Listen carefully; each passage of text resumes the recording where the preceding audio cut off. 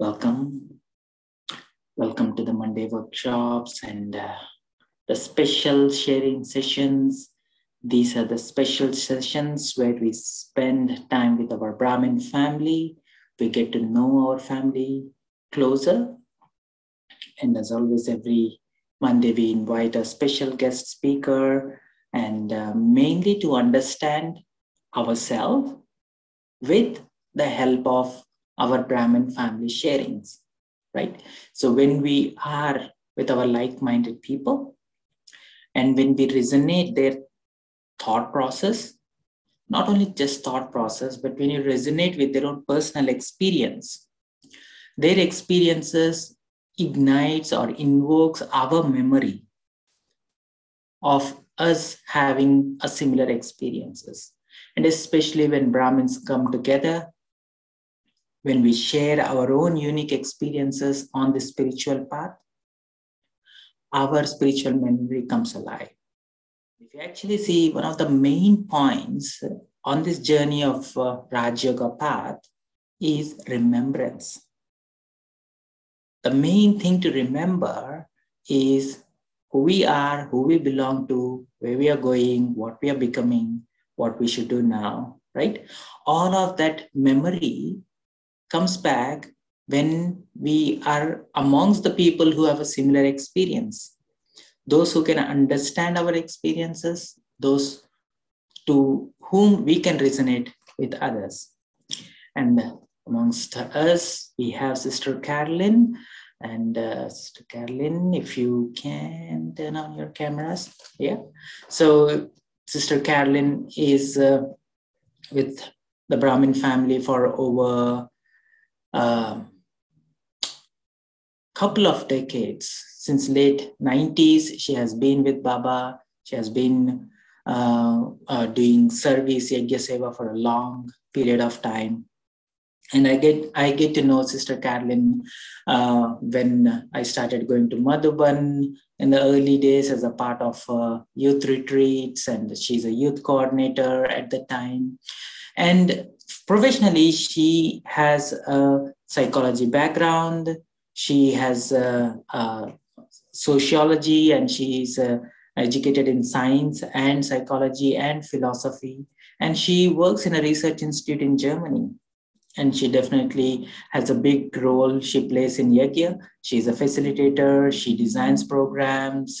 She has been part of our UN delegation for climate change conferences. And lately, now the spiritual organizations and NGOs are playing a bigger role in climate change. And she's one of the delegates from there, from the Yajna.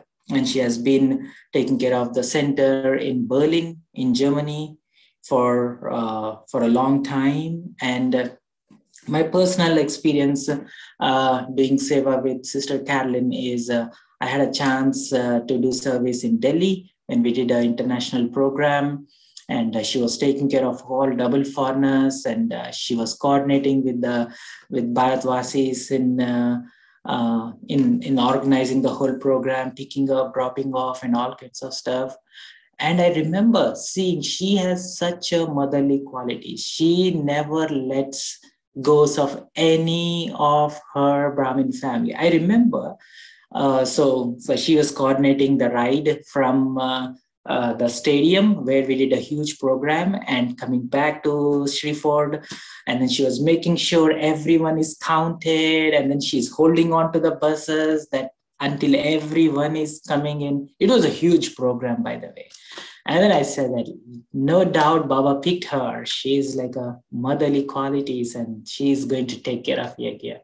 And since then she has a very high place in my heart and all of the Brahmin family.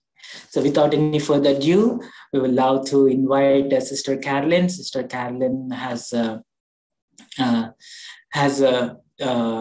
recently been to Madhuban, and then every year she goes to Madhuban, and she resonates very well returning to home. So without any further ado, I invite Sister Carolin to share what Madhuban feels for her and her spiritual journey on this path.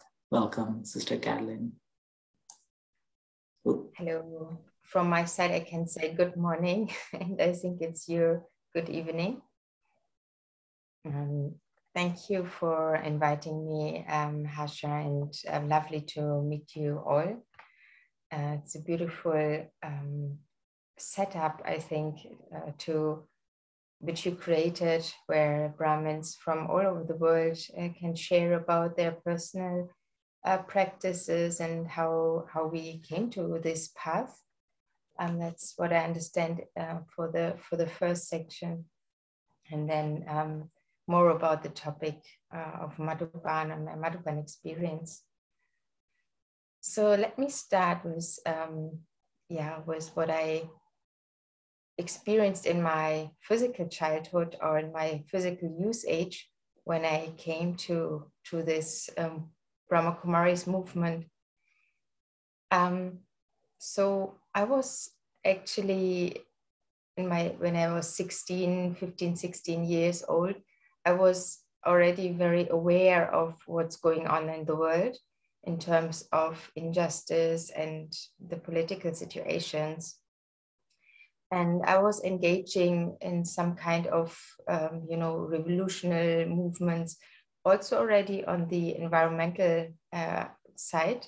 Like here we were coming together, making the society aware, for example, of the danger of nuclear energy and wanting to move to renewables already that time in the 90s.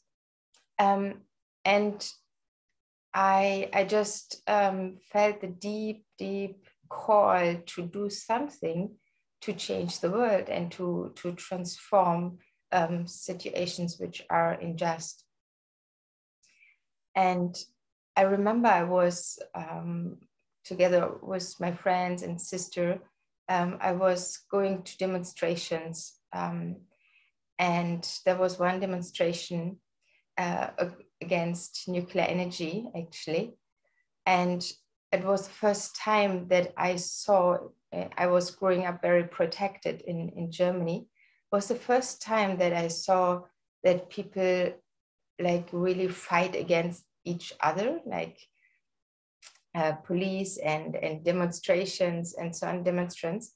And then I saw that I thought this is strange. Well, why do people do that? I was very young, 16, I think, and I thought, there must be like some kind of protection, or when people really genuinely want to do something good, there should be a right, or there should be that should be not stopped, especially not by the government. So I felt we are wanting to protect the security, the safety of the world by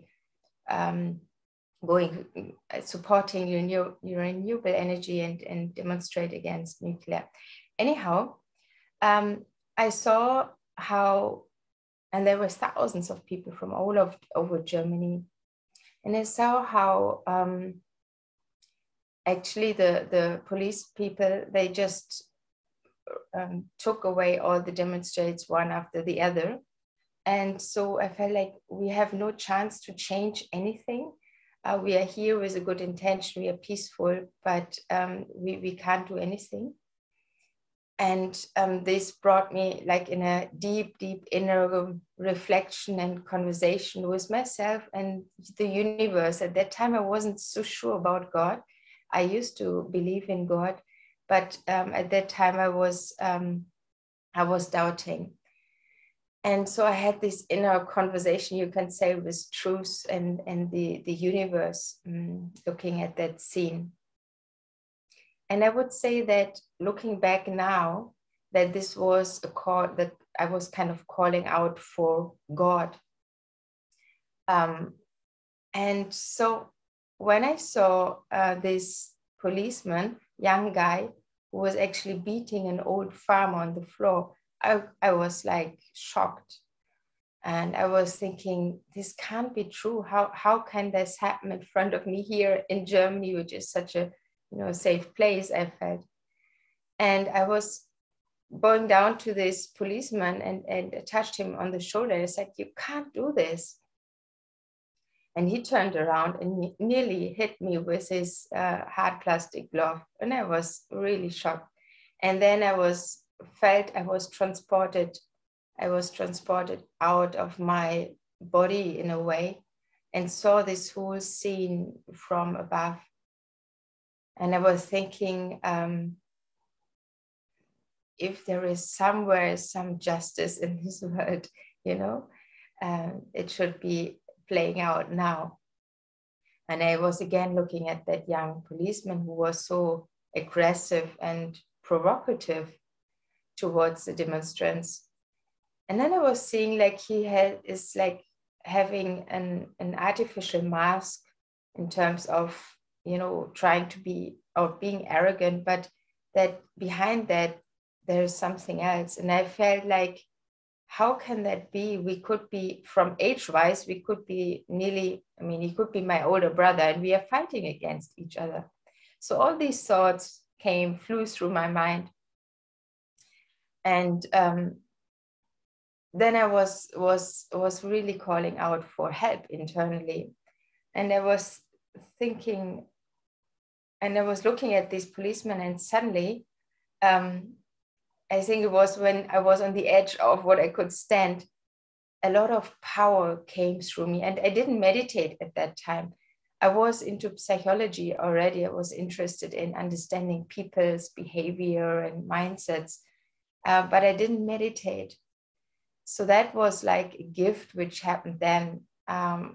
It was like a waterfall of light flowing through me, triggered by that honest and deep, calling. And I felt a lot of love from a different dimension flowing through me. And I was still standing there looking at this policeman and having these thoughts, he could be my brother and we are fighting here against each other. And suddenly something happened inside of my soul, inside of me, that allowed me to see this violent person in a different way. I could kind of suddenly look behind that artificial mask, and I could see the beauty of that person, the soul. It was like deeply touching, seeing the truth of that soul. And again, that pulled out a lot of love, brotherly, sisterly love. And somehow truth and love to me are deeply connected. So when I have a moment of deep truth, like the experience of deep truth, immediately a lot of love is coming out and is flowing. So actually I was now overwhelmed with divine love for my brother, the policeman, who was externally behaving awful, but internally I saw the truth in him. And that was very overwhelming to me, that I started to get tears.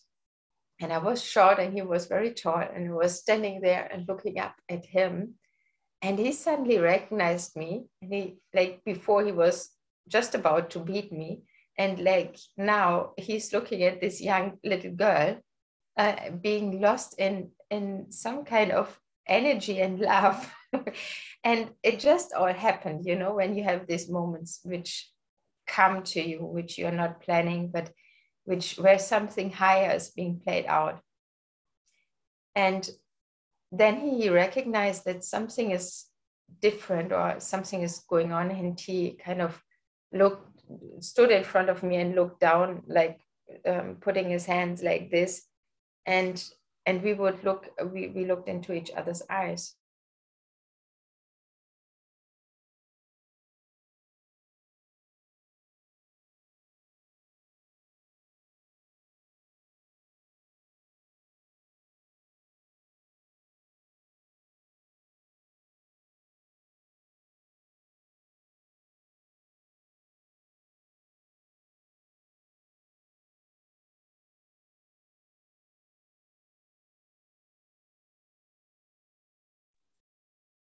Okay, looks like we lost the connection.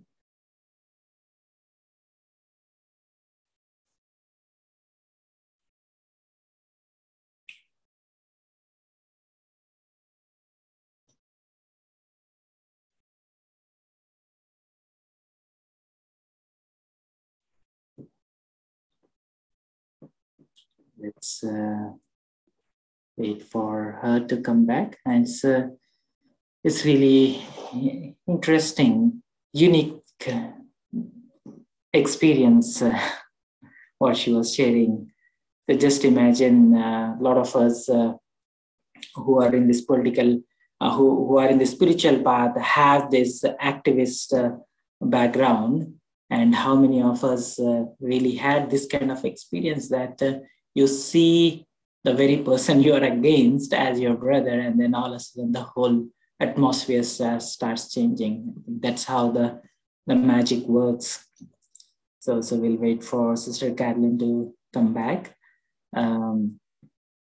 Yeah, it's so in the meantime, take a minute to just reflect on your own personal journey on the spiritual path when you first came. What was actually happening just before you came into Gyan? What was going on in your mind? What were you seeking for?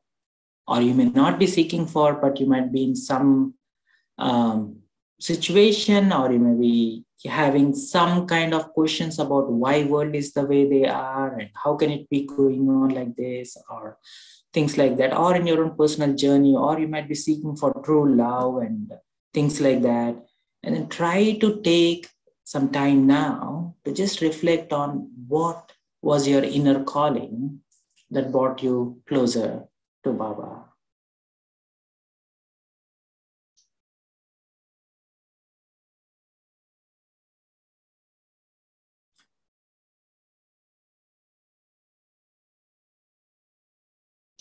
So if you actually see, most of the time it is either the truth. So we are looking for answers. You're looking for, maybe there is sense of injustice happening in the society, and then you're saying like, why is this happening this way? Is there no exit? And then you say, I personally, when I first came, I had this very thought, like I grew up in a place where there's a lot of communal riots, and my thoughts were more around like, why is it like this? Why do we have to be in this kind of place, right? So isn't there a no exit from this situation? See if I can find. And when we find Baba, and then it's very unique how you recognize Baba, right? The strange situations will start happening like this. If you remember Messi Bai, he had his own unique experiences, out of body experiences and things like that. And I had my own personal experiences where something is consoling you, saying that, you know what, there's something out there which is looking after you. You don't know exactly what it is, but deep down, there is some consolation to your heart saying that, okay, things are okay, all is well, and then try to give some confidence and things like that. So try to recognize that very moment, or some of the moments that you had when you first came onto this journey.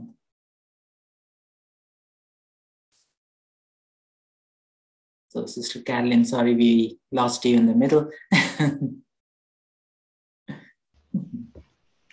Sorry for that.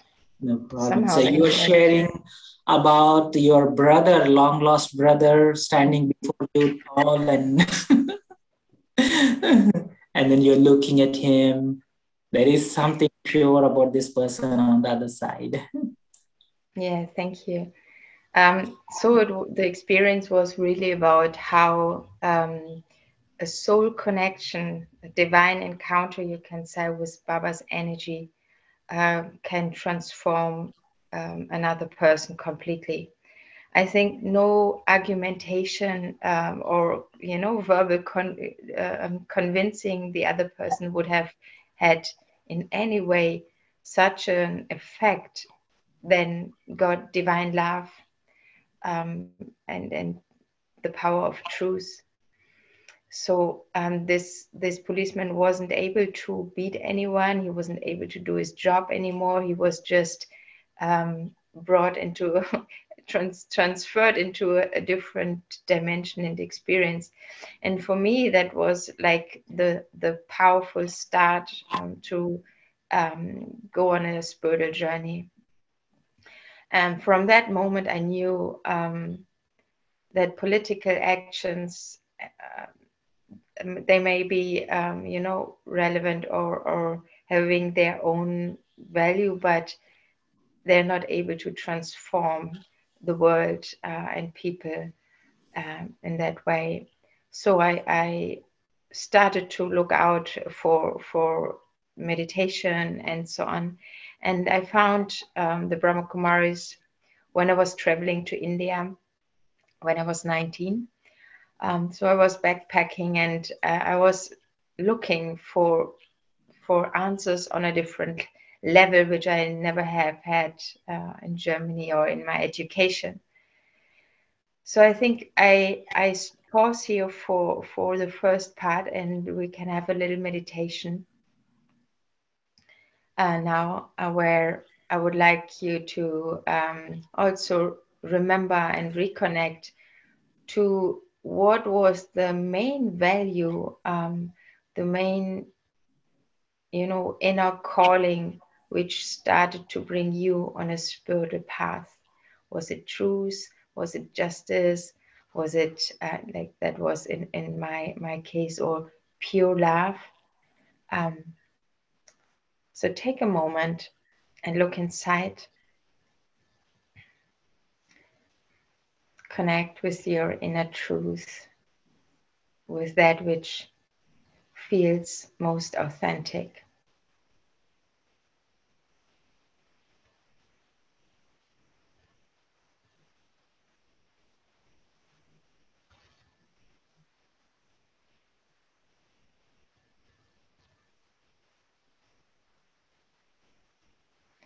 Which is the virtue which is most important to me.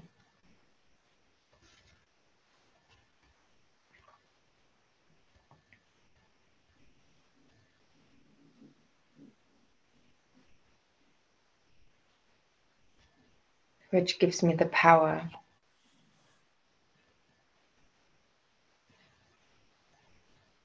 to change, the power to look for solutions, for deeper answers.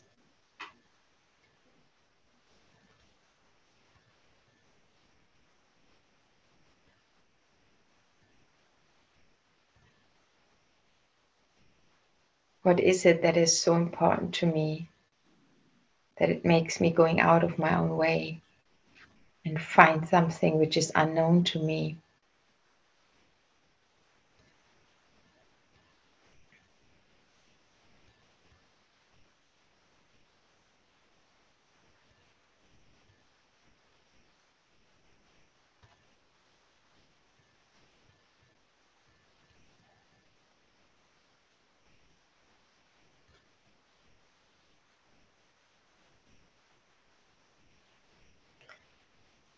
Let me feel this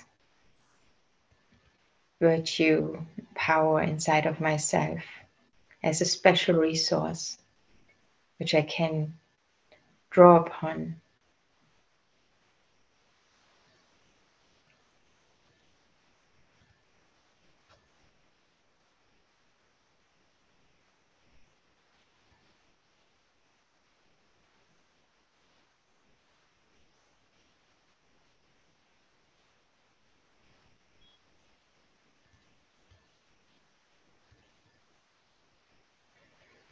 And let me share that with others. I see myself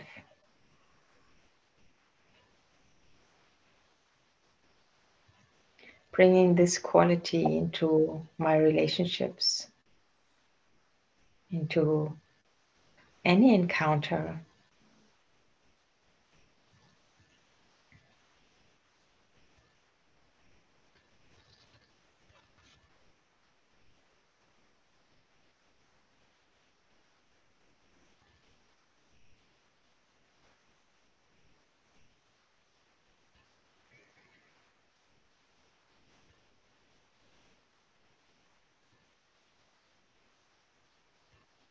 Om Shanti.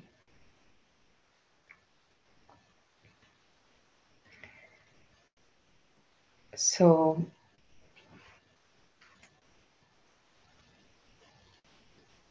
that experience of truth and love, pure love, was actually again the key for me to recognize this godly knowledge and this divine family when I, on my journey through India, finally reached Mount Abu.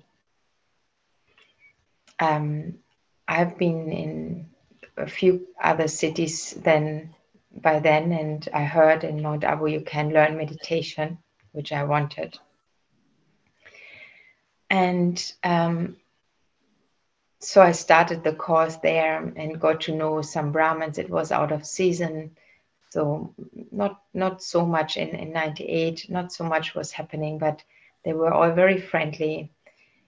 And I remember when I was meeting Brother David, actually from Gyan Sarovar, who's the artist, and we were walking to some kind of celebration. And the way he looked at me, he's from Australia, I felt, wow, he's looking at me very differently. I didn't feel he's looking at me like as a woman or so.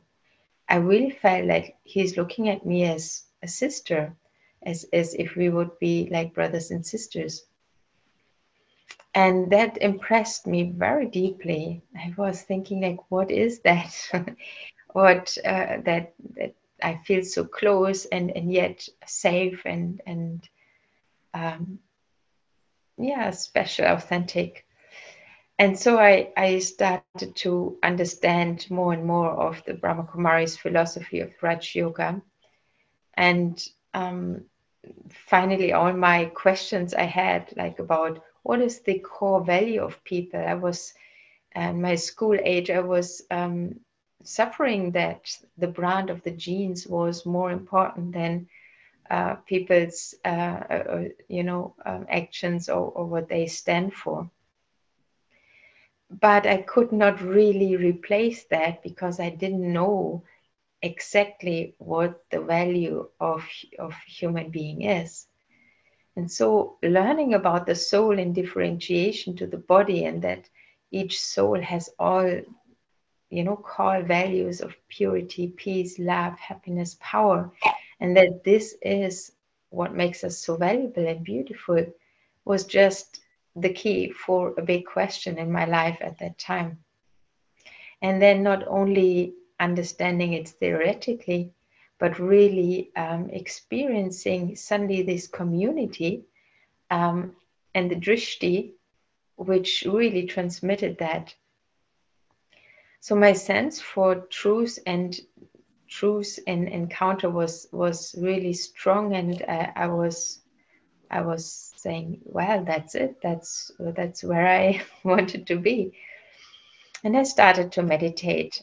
And my upbringing was Christian, Catholic, but luckily my parents had been very open and not putting much pressure. So I didn't had a negative influence in terms of the picture of God I had, but having the introduction of a soul as a point of light was still new, but very, very comforting. So I was practicing very much being a point of light and encountering a point of light. And so one morning, and that was again a huge gift from Baba, I was just talking to myself, sitting in front of Brahma Baba's picture and saying that there is this soul of Shiv Baba, and then I leave my body and I go with him to the soul world. And that's what I just pictured in my mind, very innocently, very openly. And then what happened again, I was now kind of having an out of body experience, like without having any preparation, just getting out of my body. And I was experiencing myself being in the soul world, in an amazing, endless space of pure energy, and flying towards the Supreme Soul. And that was then a moment where I really recognized God. I was recognizing this soul, its quality, its beauty, its amazing love. And the love I then experienced for the first time directly, one to soul to Supreme Soul, was totally new for me. I never ever before experienced divine love to such an extent, and I could feel its endless. However much I am taking from here or is flowing through me, there is no limit. It's absolutely endless, unlimited. And I was like, it felt like meeting an old friend, which I haven't seen for a long time. So I felt home. I felt really I've arrived home. And since then, I was nurtured by God's divine love and going back to it again and again. So actually, Baba's love has always been the strongest tool for transformation. I was very young and I had to learn a lot. I had to really become aware, and still learning about all my sanskaras, which I wasn't aware about at all. But it was this love which carried me through anything in my life. So the love which I also then experienced in my relationships with the daddy, especially with Daddy Junkie, I felt very fortunate that we could develop in the youth retreat, with which Harsha mentioned, where we got a lot of encounters with the daddies, one-to-one or in small groups. And I could just see these are the leaders of this organization, but they are so different than leaders or in the world. Like they really guide and lead with divine or motherly love and wisdom. So Daddy Junkie was a person who, and based in London at that time, who was, very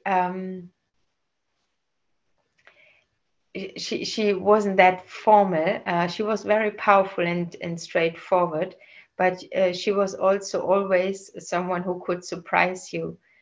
She was funny and make jokes, but then she was very strict. So I felt she was in my life the biggest had the biggest impact and influence. And I in terms of methods, I really trusted her, and I started to build a relationship and share my thoughts and my questions. So this is another aspect I'm very, very happy and grateful about, that we have mentors if we want to. And the daddies, of course, were very special mentors, but now also the next generations of our didis. So having someone where you can talk to or you can take advice from, and there are many teachers in the Brahma Kumaris to turn to, who have gone through their own transformation. So spiritual relationships are very important to share experiences and methods. So I'm stopping here in terms of my personal journey, and just share my Madhuban experience from this time. We weren't able to go to Madhuban for 2 years due to Corona. So when I heard it's possible again to go, my heart said, I have to go. I took my spirit birth in Madhuban, but went every year since then. And so many of us, of course, wanted and missed Madhuban. And the moment I booked my ticket and it was clear I'm going, I was just, starting to get all the memories back, which I had in Madhuban all these years. And then you arrive there I came from Udaipur, and you see the mountains of Rajasthan, and then you see the Shantivan and the mountains, Mount Abu, and getting up the hill, as I did 22 years ago. So there is something about reconnecting to this place that Ijanki always was talking about, Madhuban, Baba, Madhuban, and Murli being the most important things in a Brahmin life. And so Madhuban is like it's our home, and it's connected with so many memories, but also this energy which has been accumulated over years and years and years since Brahma Baba's time. They are just stored in every brick of the buildings. So you just go there and you feel, wow, this is a vibration which you get nowhere in the world. We were accommodated in Gyansarovar, the second campus on the top of the mountain. And we couldn't stay in Pandavbhavan, which is the oldest part of Madhuban, which we cherish very more than anything. But every part of the campus is beautiful. However, we wanted to go there for meditation, and especially Amrit Vela, the morning hours. They are just amazing. So someone made it possible that we could go 1:45 in the morning to be there at 2 o'clock to meditate till 5. And, just any normal human being who would stand up 1:45 in the morning to meditate. But I think it's really the divine and sacred space which is so pulling. So it was easy, and we did that for a couple of days. In Madhuban, in Pandavbhavan, you have these special places, Tower of Peace, you might have seen in pictures, Baba's room, which is the original room where Brahma Baba was living. So the most important experience this time was they are sitting there early in the morning in front of the translate of Brahma Baba. And it's like a picture similar to the picture behind me. And I was sitting there looking into Brahma Baba's eyes, talking to Bab Dada, and was just repeating and realizing, really going back to the very, very roots of my Brahman life, realizing I am God's child. And I was just saying to Baba, I am your child and you are my father. I was repeating that for half an hour, just again and again. And it was touching me so deeply that it's coming back right now. And it's a very holistic experience to realize whose child I am. Because it says something about who I am, who I belong to. I belong to God. I'm a direct child of Him. So that means I'm actually very special. I'm a godly child. It also means that I have a right, as a child, I have a right to everything my father has and has to give. but it also tells me about my purpose in my life. Being God's child, being God's instrument makes my direction in my life very clear. And yes, it's also a process of realization, or like an intellectual or a point of knowledge, but it's actually more an experience of where in holistic realization about your existence is emerging. So I can just recommend sitting in front of Baba's picture and looking into his eyes and allowing this realization to emerge, the very first realization: I am your child and you are my father. And feeling that protection, we are eternally connected. And even though throughout the cycle, when we take rebirth and gold age anyway, we are not aware, we don't know who we are, we don't know exactly who God is. But we are in golden age and silver age, we are connected, but then we forget. But somehow this relationship is so deeply ingrained in the soul that it is eternal. And that's something we can now in the conference age really deepen and emerge. And this is what nurtures us. This is what makes it so easy then to even transform the most difficult sanskaras within. It gives us the power to look deeply inside and see very clearly what is right and what is wrong, where are the mixtures. And when I look into Baba's eyes, I feel his purity. It's like a mirror.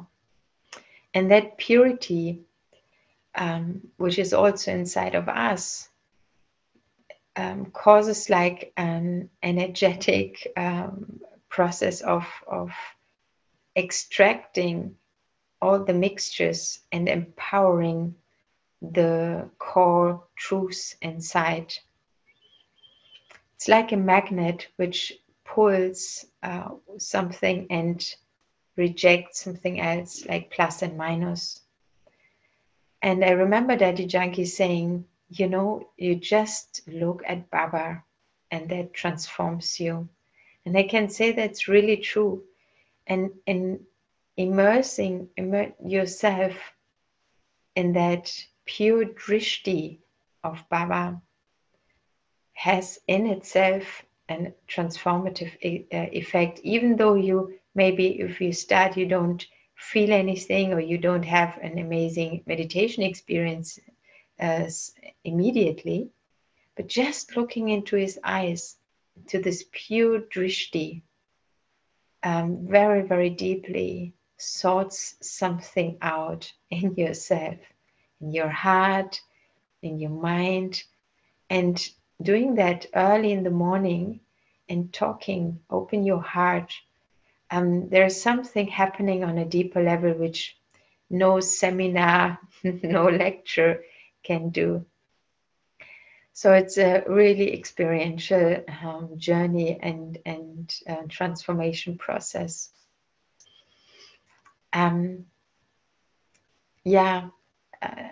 It gives direction.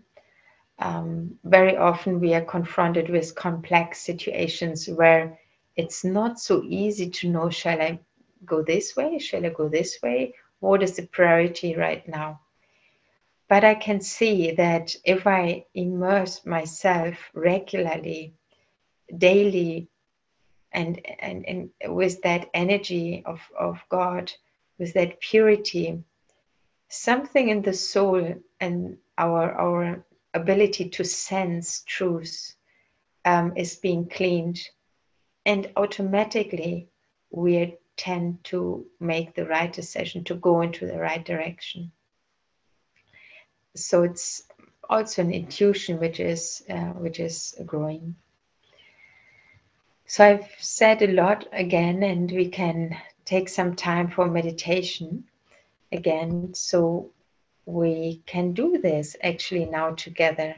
We can invite Baba and just imagine Baba's drishti, his eyes in front of you, and rest your own eyes, your own vision on Baba's eyes, and let his eyes, his vision guide you and hold you.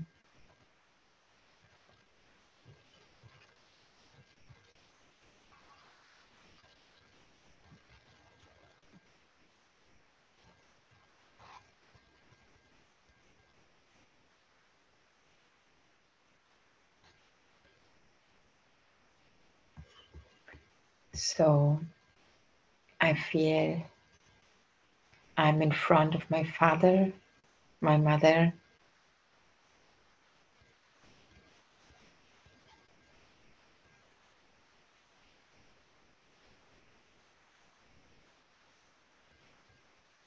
and I feel how much I can trust him.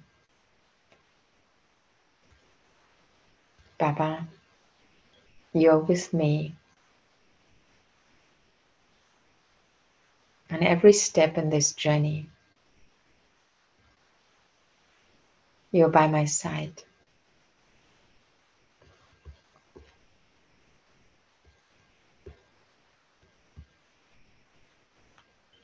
I can count on you, and you nurture me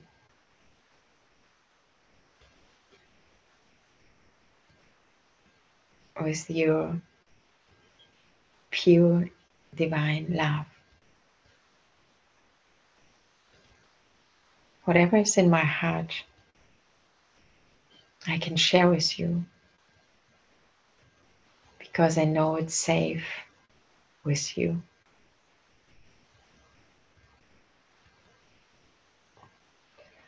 I allow myself to be touched by your light. I allow my heart to gently open and receive.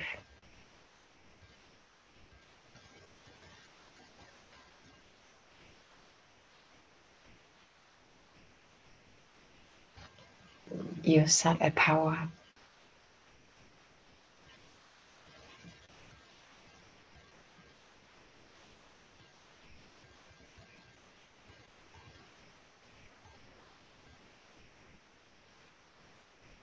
I feel myself more and more.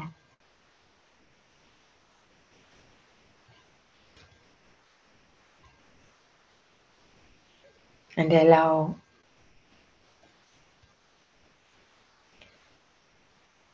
your transformative energy, your divine love to flow through me into the atmosphere.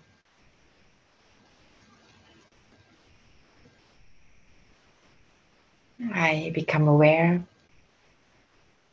that I'm connected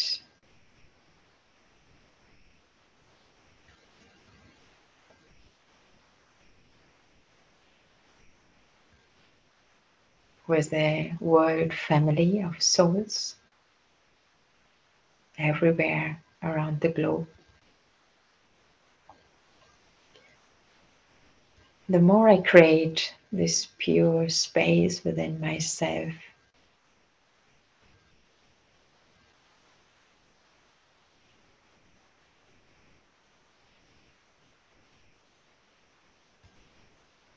the more I allow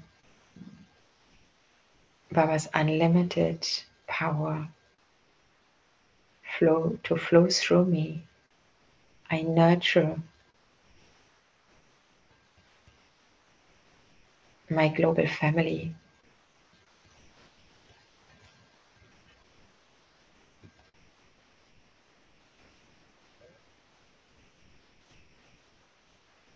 As an instrument.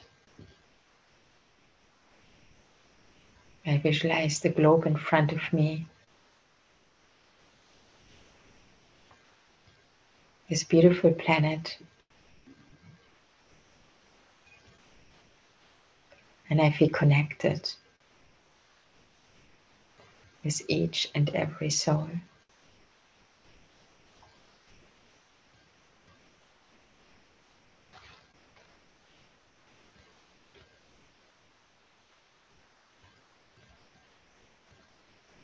This is the final part of the cycle, which is all about transformation. And we go through this together. The more I get anchored, I'm able to anchor myself in what is eternal. The more flexible I become to change everything else around me and inside me.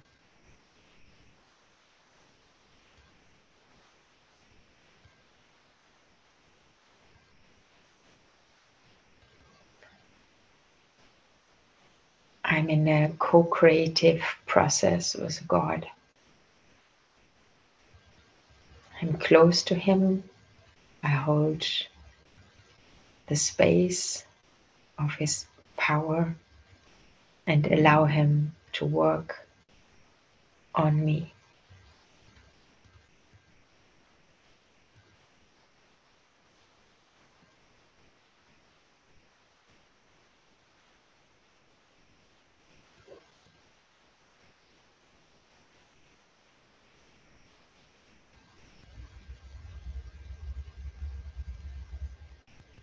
And I can see, since everyone, everything is connected,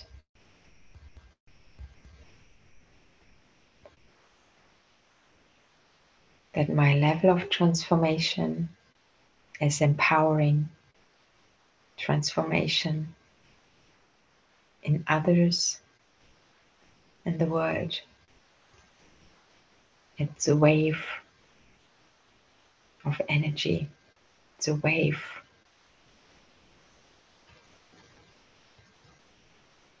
of purification, where something original, the original state,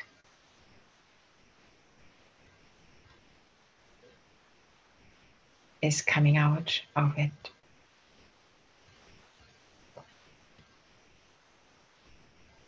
It's a reset.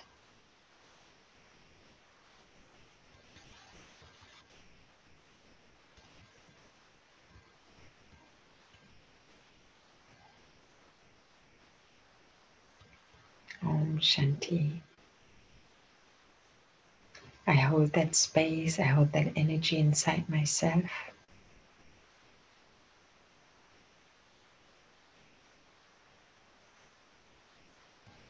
Even though I go back into action, I go back into my life, I keep this sacred space, sacred energy.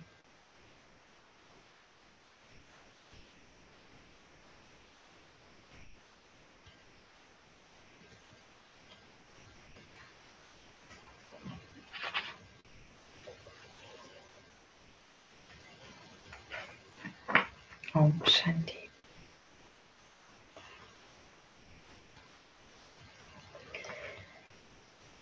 Just 2-3 things from Madhuban. You know, together with Madhuban, we meet our family. And I could feel that the 2 years of the COVID pandemic has softened everyone even more. And the happiness of meeting each other again in person, not on Zoom. The value of that has grown so much. So I felt that everyone was even more appreciative of meeting. And there were not that many, just 250 when I was there. Otherwise we are like thousands. And it was very peaceful. Usually when we go to Madhuban, we are also having lots of meetings, service meetings, and all sorts of meetings and programs. But this time there weren't any business meetings. There was just one class and a meditation, a collective meditation in the evening. And then we had time to journey, to write and journal and study for ourselves and share with others.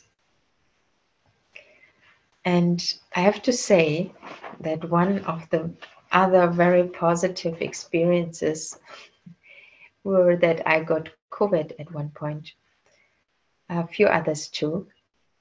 And so then I moved to Peace Cottage, which is a building next to Daddy's Cottage.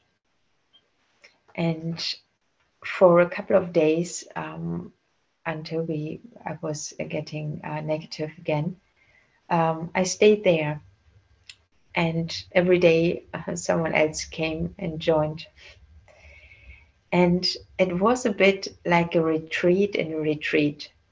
Madhuban in itself is a place of a retreat where we are not dealing with the normal worldly things, but to dive into a wonderful, peaceful space where we can just, go deep into experiences. But here again, within that space, there was one house where I just then lived for a couple of days to work together with probably 8 others. And that was very, very special because we were living under one roof. We had shared basically one piece of garden where we had on the grass, our Amrit Vela, our Murli, all our breakfast, dinner, lunch, dinner. And the feeling of the community and the closeness of all of us, which developed over these few days, was amazing.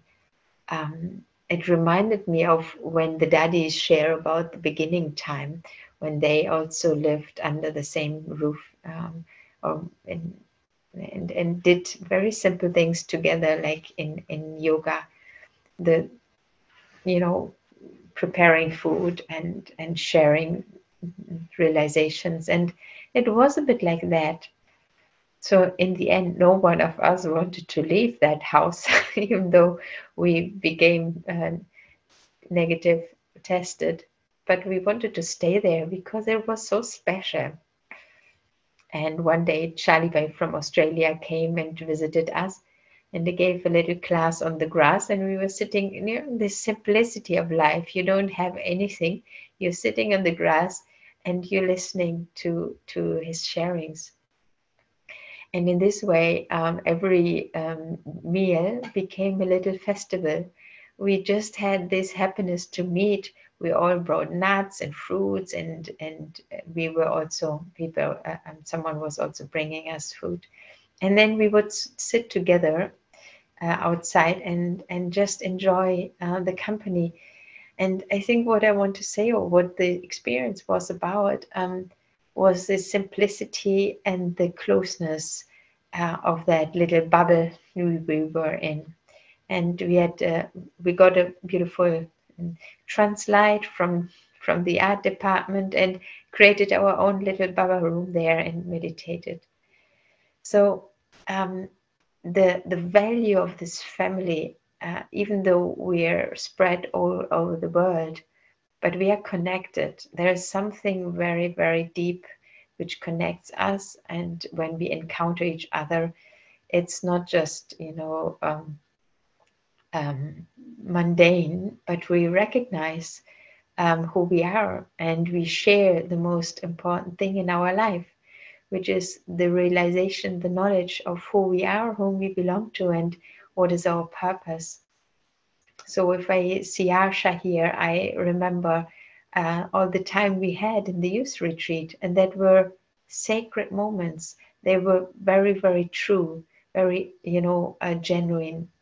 And this is such an amazing gift to me to have this family all over the world. And you know, from quantum physics today, we know that everything is energy. There is no empty space in that sense. So the energy flows wherever we are connected. And that, I think, is very important, even in the future with whatever is going to come. That even though, like just now, my internet stopped for a few minutes and I was thrown out of the Zoom call. But even though that can happen, we are connected, our minds are connected, we are connected with God, and we are guided. And I think the call of the time is to um, practice that you know, intuition, that guidance, to receive touchings and to be guided with beyond technology, and to develop and strengthen that sense. And that's happening when we are connected with our inner truth, when our intellect, our heart is very clean, when we have, you know, washed out all the influences, more and more influences from limited intentions, from any dependencies, and so on. And then being guided is much more powerful. You can receive touchings much more clear. So yeah, so the family, the closeness, the simplicity was another highlight of Madhuban, definitely. So I'm not sure if there's any questions so far where we are at. Otherwise, we can also have another meditation. Yeah, maybe also another thing which is being you know, refreshed when you come to Madhuban. It's, I mentioned already, the purpose of life, but it's also trust. Trust in the self, trust in God, in the family. And I think we need that trust a lot. And sometimes we are not aware that it needs to be activated. Even though we maybe, you know, things are clear and I understand, I do my Brahman routine and so on, but there is something about refreshing a realization. Any realization we have done, we have had, we can go back to, and we can refresh that, and it's like getting new fuel. And sharing with others, of course, is another beautiful way where we can inspire each other and get the fuel of what the other created and the churnings the other created in their minds. So Madhuban is another opportunity for that. I want to say something about Baba's meetings. We used to meet Baba when he came into Dadigozam live there. And I find it amazing how Baba has prepared us to become more subtle in our perception over the years, and to emerge the experience we had through the physical body of Daddy Gulzar, of Baba's presence. But now, sitting there in that hall, and we experience it even via, you know, the screen at home, but at Madhuban in a different way, is like he is present there still in the physical form. He's definitely present in the subtle form, but it's like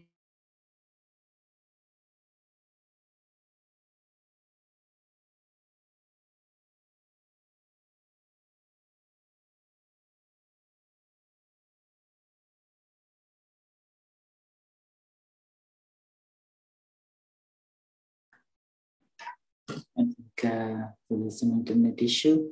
So let's meditate on that very topic of being in Madhuban. So Madhuban is such a beautiful place. So if you have been in Madhuban earlier, so you know what it means to be in Madhuban. And we are still connected. We are all interconnected. So we have Carolin back. Yeah. Okay, I'm not sure where it stopped when the connection went down. It's almost 2 minutes ago. Yeah. Sorry? You just lost it. Yeah. Okay.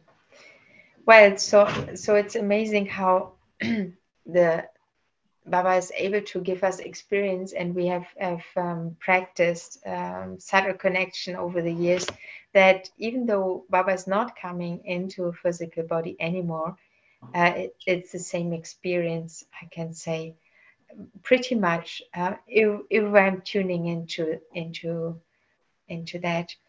So yeah, it's absolutely worth going to Madhuban and being present in the meeting with the 10,000, 20,000 others who are, emerge the memories and having a new experience right there of Baba's presence. So yeah, so Baba's meetings are amazing. And of course, there was also the Memorial Day of Daddy Janki, and the way they created Shantivan, which is the campus on the ground in Abu Road, not on the top but down the mountain. It has become really another pilgrimage place. Now there are these beautiful memorial places of Daddy Godar, Daddy Janki, Daddy Kumaka. We know that already since a couple of years. So one day we were invited to participate in the night bhati. So 21 sisters came down from Yansurova to Shantivan and met there for night bhati. And we spent 1.5 hours in each of the places and walked in silence from one to another and then sat there. And it's amazing how the speciality of that particular daddy is being experienced in these places, like as if they're present there. And so all the different experience, even the experience of meeting the daddies, you can still make when you go to these places and meditate there. And the night is perfect because otherwise Shantivan is usually quite crowded with thousands of Bharatvasis. But here, so people from India, but here in the night, everything is silent, everything is empty, and you can have an amazing experience. So we meditated from 10 in the evening till 5 in the morning, and then went up to Gyansurova again. The memorial place of Daddy Gulzar, it's called Avyakt stamp, it's like an Avyakt region. It's huge and white marmor, and yeah, just beautiful. You enter another space of the subtle region. Yeah, it feels like that. And yeah, so I can definitely recommend that to have a bhati, and preferably a night bhati in Shantivan. Okay, so coming back now, I keep all these memories in my heart, and I hope you get the chance to go to Madhuban very soon as well. Om Shanti. So, a couple of things, Sister Carolin. So when in Madhuban, right? Madhuban is definitely, I mean, you started your journey, spiritual journey in Madhuban, not any other talks or lecture or anything. You are pulled to Madhuban, you went to Madhuban, you experienced what it feels firsthand, and then got closer to Baba and then followed through. So all of your memories are your childhood day started with Madhuban straight away, right? And keeping those memories alive. And as we go through this journey, and of course, like Baba says, like Maya is also equivalently powerful. So what are some challenges that came across as you're going through this journey? And what did you do to win over Maya? Because Maya is just a test paper. It is helping you to score, right? So more score you get, higher the status. So Maya is helping us to make a better score. So what are some of the opportunities Maya gave you that helped you to grow and come closer to Baba? Very good question, very practical. I think one main thing is not to be afraid of Maya. And Baba lays out the details of all the vices in front of us so we can look at them, we can study them and understand them and recognize them inside of us. And of course, it can be uncomfortable to, for example, look at your own ego or your attachments and or your anger. And I feel what I mostly cherish or value in my relationship with Baba, that we actually can be very honest with anything. We don't need to be ashamed or so in any way. And that's different to religion. In religion, you often, feel that they working a lot with shame and guilt. And these energies are very depressive or very bad on the soul. They take a lot of energy and, of course, your self-confidence or maybe even self-respect. But here, Baba tells us we are in the end of the cycle. We lost all our energies, our purity, everything, and we're starting from zero. And this is why he has come. He wouldn't have come when we are, perfect or we are halfway through. No, he comes when we are really lost everything. And for me, that is very very relaxing, just to accept that state. So I don't need to, cover up or try to be something which I'm not. I just need to accept that's it. That's how it is. And that's like how it has to be, actually. And we are all in the same boat. It's the same situation for us all. And so from there, step by step, I start my journey. And I receive lots of gifts from Baba. Of course, the journey includes being in an illusion, not being able to recognize something immediately, and then having to face the consequences. But for me, being honest with Baba and myself, and also preferably with the seniors, has always been a protection and kept my relationship with Baba clean, so that I've always received his help, his guidance, his power, his love. And so not to be in any way afraid, but to face things and to say, okay, that's how it is. That's what I'm seeing inside me. But I have God at my side. I can change that. I can work on it. No matter how deep a samskara is, I can work on that. And definitely one big lack inside myself was lack of self-respect. And I wasn't aware of it for a long time. And the lack of love. And I think that relates to many of us growing up or in the West, maybe, where parents have a stressful life, don't have enough time maybe to give, or whatever the circumstances are. So to realize that, to accept that, and then very even strategically filling myself with Baba's love every day, until I feel the soul gets satisfied and gets what it needs, what I need. And so it's a positive approach. We see the defects. I'm seeing my shortcomings or my illusions more and more, but it's okay. I can work with that now. I have Baba, and I'm taking from him whatever I need. And actually, substitutes, I mean, the vices, the things we are dependent on are just substitutes. So there is a need behind that. And it's so important to understand what the soul needs, what I need.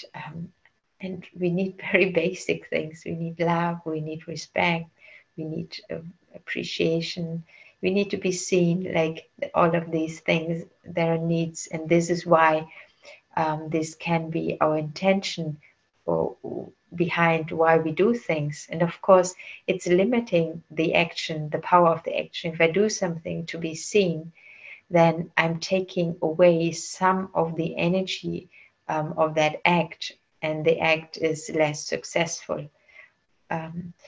So if I recognize that, I can take care of that need in a way, in a healthy way, and I can get that, whatever it is, from Baba, and I can even give it to myself. For example, attention. I can give myself attention. You know, I can sit there and have a meaningful conversation with myself, and it's you know, it's calming, comforting. Beautiful. And one more question around. So a couple of weeks ago, we had the Banu who was very much active in the community, in bringing social entrepreneurship and bringing spirituality and values into the mainstream. So you're also active in climate change and UN conferences. So what are some of your experiences making the spiritual concepts tangible in day-to-day world of action and interaction? So how are you bringing this, and what is your experience? Like, is it working? What is effective? What is working, and what needs more attention around spirituality in mainstream? Whichever initiatives you are focused on. Mm-hmm. So, and global issues such as climate change, which are very complex, people have been working, experts have been working since many, many years. In Germany, we are actually aware of global warming since the 70s, when the Club of Rome produced their first reports and research reports. And still, people haven't changed. Then we develop technologies which are helpful, which bring solutions to the issues. And with the Sustainable Development Goals and the Paris Agreement, we have also the political frameworks where governments actually can make the right decisions and turn things around. But still, we haven't been able to see that change neither in the governments nor in the people. People didn't change their lifestyles, systems didn't, transport system, food system, whatever, didn't change to a greener one with less, producing less CO2 emissions. So after all these years of a certain amount of people trying to change and not being able to change societies, the question arose more and more strongly, why? We have everything. We have knowledge, we have the science, we have technology, we have, you know, people are kind of convinced, but people are not changing. Why? And then that was an opener, or is an opener, since a couple of years, that slowly, people are recognizing, okay, there is an outer dimension of transformation, the ones I mentioned, but there's also an inner dimension of transformation. And if people's consciousness, people's mindsets, people's worldviews, ethics, and values are not changing as well, these are the seeds of how we, organize communities and life. If that's not changing, you cannot change anything on the outer level as well. So there needs to be a connection between inner and outer transformation. So that is actually the angle how we start explaining what the inner dimension is, how our worldviews are very impactful, and how, for example, through industrialization, our whole worldview has changed to a more mechanic one like living in a big city. We are not so connected with the environment, with nature anymore. So we kind of lost touch with it. And we lost touch with the natural rhythms of life, like, for example, the seasons, which indigenous peoples are very much aware of. They live with the seasons, and in this way they also perceive natural boundaries and what the environmental system also needs to function properly. But we have like disconnected and created a kind of artificial world where the environment is more seen as a supermarket where we just can take from, but like an object, but it's actually alive. It's a sensitive system which we can harm by our actions and our consumerism. And we have harmed it a lot. So it got out of balance. And so to develop compassion and perceive how our environment is at the moment, how it's suffering, how our own living space is polluted, that's something which we bring to the climate change conferences and many other conferences. And people actually understand it quite quickly. It's not rocket science to make that bridge. It's just that it hasn't been included before like that. So we build the bridge, and then we create safe spaces where people can encounter one another more again as human beings, rather than people with a political agenda or with certain external interest, but really as the word family, and making people understand we are sitting in one boat. It's not about one country to change only, or point the finger to a few countries, but it's affecting all of us, and it's only something, this whole transformative process is something we have to all engage in and do together.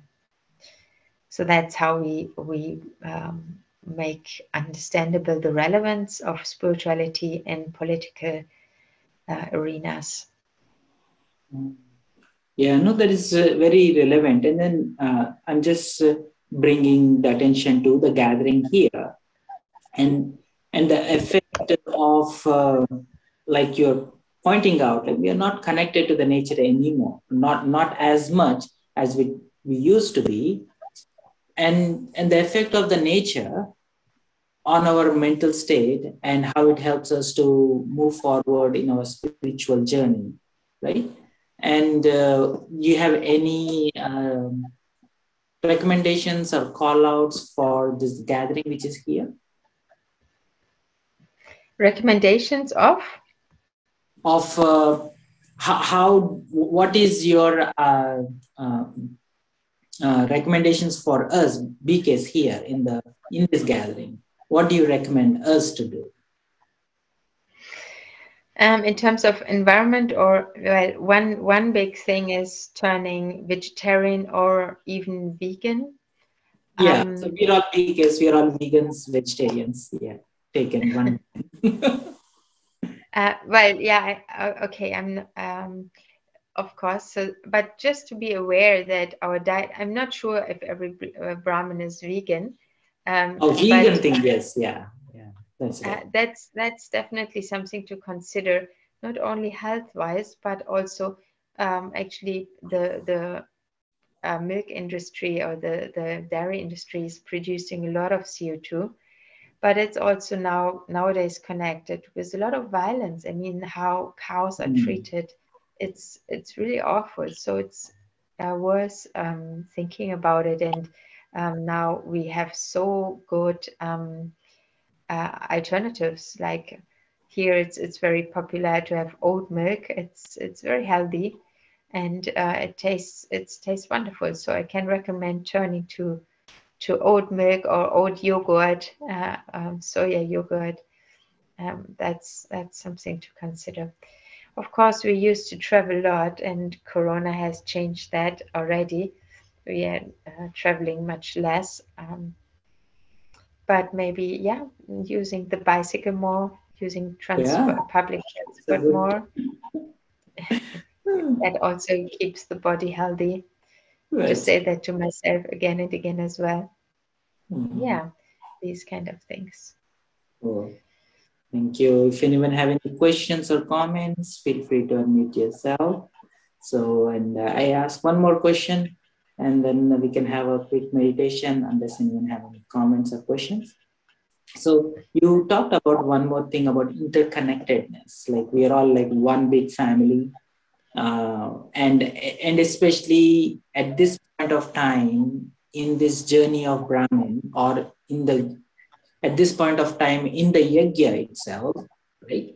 Lot of dadis, I mean, lot of seniors have moved on to the next phase. And lately, last couple of mudlis, Sakar mudlis, Baba is emphasizing more on the subtle region, creation of subtle region. When Shiva Baba comes into Brahma Baba, first he creates subtle region and then he gives experiences. We transcend to that and then we return to the soul world. And now dadis are transcended to that level. They are interconnected at the subtle level. They may be in the body, in this physical realm, playing the role that they have to, right? And the next phase of we, the children of Baba, Mama, so we have to step up to that so that we can move on to the next phase, right? So what caught my attention is in your bio, the focus on interconnectedness and how we are not, of course, we are connected with Baba. Of course, we are connected with Brahma Baba because he is our mother, right? And also the whole family, dadis and mama and the whole advanced party, right? So we're all connected. So what is that special exercises that you are doing, and especially from the studies that you're doing on interconnectedness, that can help us to feel more closer to the yagya? Mm. I think it's mainly really a realization that it's not only a theory that our thoughts connect, but it's actually true, and there is no distance between. We know that in the soul world, the subtle world, there is no distance, like it's no expanded space, like a dot doesn't have an expanded space. Um, and that even, well, we talk about this in the course, San Francisco and Germany, how far is it away? But and Zoom does help also give us that experience. We're now in front of each other, so we can see each other, we can hear each other. And in the non-physical dimension, it's even more immediate. It's really directly connected. Um, it's amazing because even in physics, which only talks about the material world, there there have been since many years back, David Bohm, for example, uh, how many years is that back? Maybe 60, 70, 80 years. He was talking about there underlying um, variables. I don't know the English word. Um, and in a way you can understand, think that he was talking about drama or about the spiritual laws. He was saying that there's something which moves the energy. There is some, it's not just by chance that energy is flowing here and there, but there is some deeper truth, one deeper like law set, which moves everything. And it's drama and Baba, I think, like drama with its eternal rhythm of life, the yugas and the karma philosophy, how things have an effect and result, a cause and effect. And Baba is energy which is synchronizing everything. The moment we connect to him, his energy is synchronizing things. And you know, it's, I think we have, if we play with it, in day-to-day life, just emerging, becoming aware, taking Baba's energy, connecting, pulling yourself out of your limited identity, and really going into the unlimited, is something, is the way how we can experience the synchronicity more, for example, or like the power and the authority of drama. And you can become friend, we can become friend with drama. We can experience drama as very helpful and very supportive, to us. So just to the matter of aligning with it and perceiving this rhythm and these laws, you can say, perceiving, of course, in a non-physical way. It's not a touch, but it's a subtle perception, and allowing myself to be guided and getting aligned with it more and more.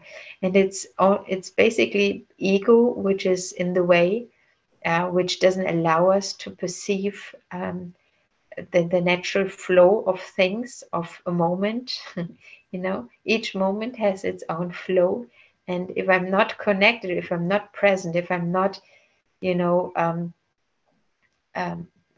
connected with Baba or in soul consciousness, then I am disconnected in body consciousness, and I'm disconnected. I'm not able to perceive the flow of the moment. Yeah. So actually, we have such an experiential life. We can experiment any moment. Thank you. It's our main challenge to keep that alive every day, refresh ourselves, and not become just a routine-led person where things again are stiff or dried out, but to revive the experience, to play with these ideas. So you want to end with the meditation, Carolin, with a short meditation? Sure. Yes. So we can emerge the awareness of how we are a global family, connected with our dearest Baba and with each other, building a strong net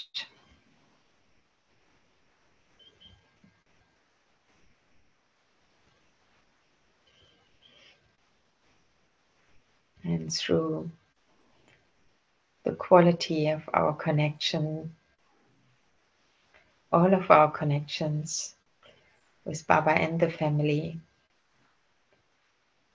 we're building like a fortress of power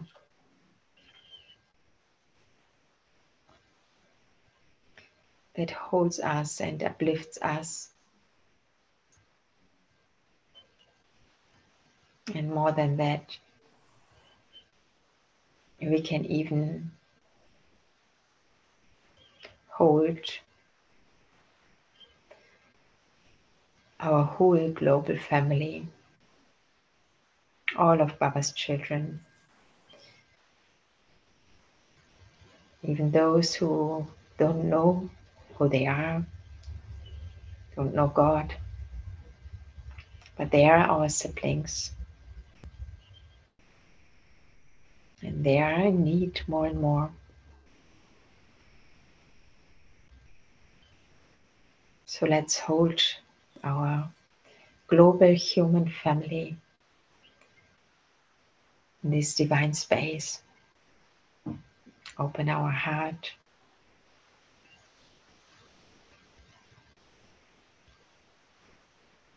And with compassion, we share all the treasures we have received.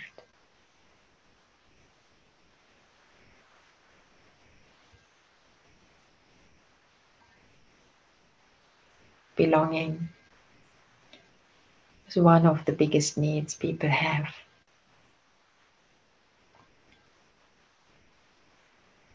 So let them feel that they belong, that they are not alone.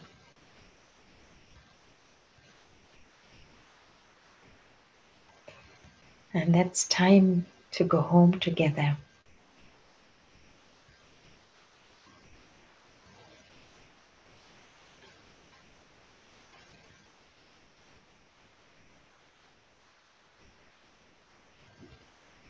Baba holds our hand.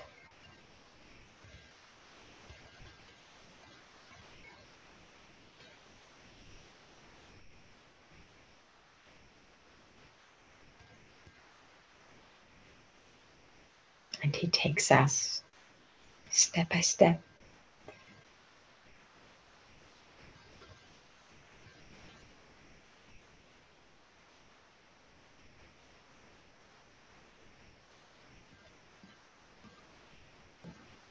Om Shanti.